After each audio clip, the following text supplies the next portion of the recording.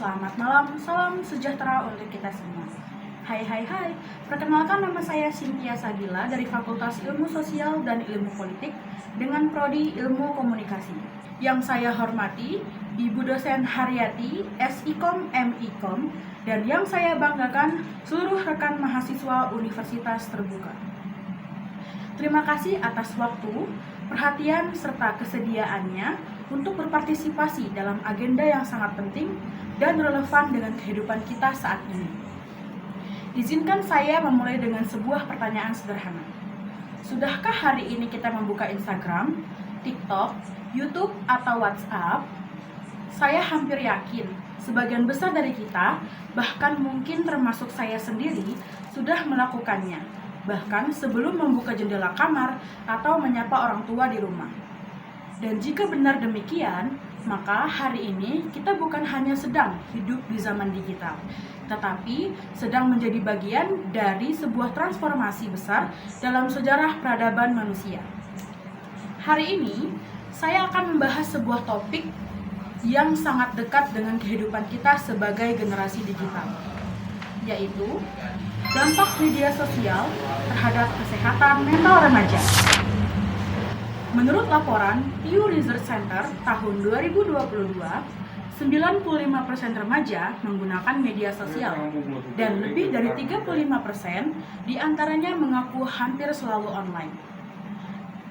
Data tersebut bukan hanya sekedar angka, tetapi gambaran nyata bahwa media sosial kini bukan hanya platform hiburan, tetapi ruang sosial, sumber informasi, tempat validasi emosional, bahkan pembentuk identitas.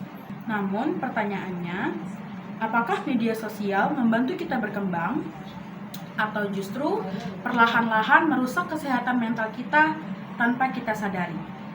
Inilah yang akan kita bahas bersama. Let's go!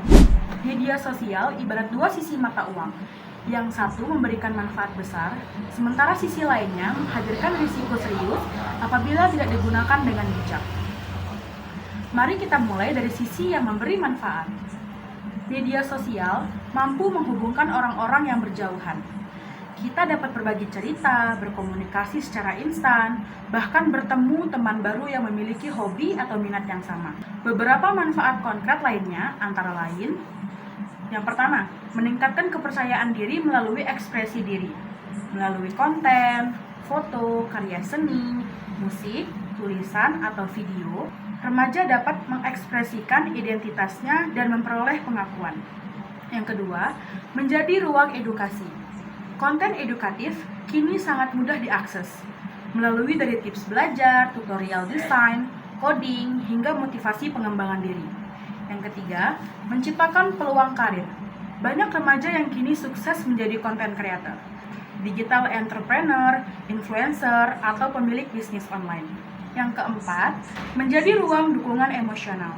Bagi beberapa individu, media sosial menjadi tempat berbagai pengalaman, mencari dukungan, bahkan menemukan komunitas yang membuat mereka merasa diterima dan dihargai.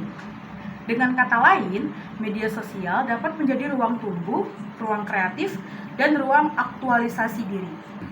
Namun, seperti pisau bermata dua, media sosial juga dapat memberikan dampak negatif jika digunakan secara berlebihan atau tanpa kesadaran.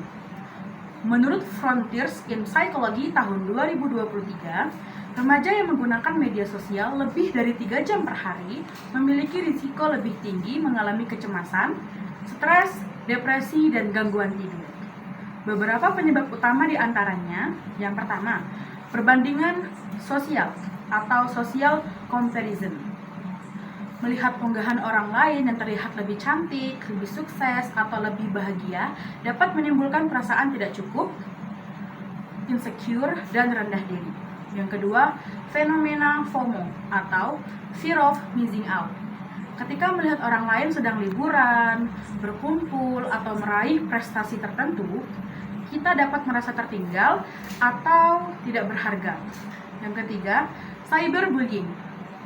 Komentar negatif, body shaming, hujatan, dan opini yang tidak sehat dapat memengaruhi harga diri dan kesehatan mental.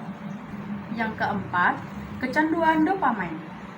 yaitu scroll tanpa henti, notifikasi, dan likes bekerja layaknya sistem penghargaan di otak, sehingga sulit bagi kita untuk berhenti. Menurut WHO tahun 2023, 1 dari 7 remaja mengalami gangguan kesehatan mental, dan media sosial menjadi salah satu faktor yang memperburuk kondisi tersebut. Nah, apakah artinya kita harus meninggalkan media sosial? Tentu tidak. Sebagai generasi digital, tugas kita bukan menjauh dari teknologi, melainkan menggunakannya dengan kesadaran dan kontrol diri. Beberapa langkah bijak yang dapat diterapkan. Pertama, batasi waktu penggunaan. Buat durasi penggunaan misalnya 2-3 jam per hari. Yang kedua, pilih konten dan lingkungan digital yang sehat. Unfollow akun yang memicu iri hati, kecemasan, atau perasaan tidak berharga. Yang ketiga, utamakan interaksi nyata. Pelukan, tatap mata, dan komunikasi langsung jauh lebih bermakna dibanding emoji atau like. Yang keempat, sadari kondisi mental.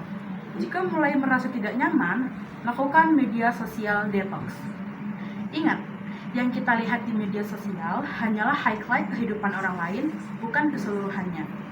Hadirin yang saya hormati, media sosial bukanlah musuh bagi kita, tetapi ia juga bukan sesuatu yang boleh digunakan tanpa batas. Ia adalah alat dan seperti alat lainnya. Dampaknya tergantung pada cara kita memanfaatkannya. Mari kita menjadi generasi yang bukan hanya aktif secara digital, tetapi juga cerdas, bijak, dan peduli terhadap kesehatan mental.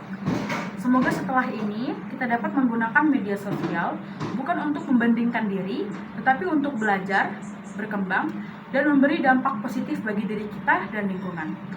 Terima kasih atas perhatian teman-teman semua. Wassalamualaikum warahmatullahi wabarakatuh.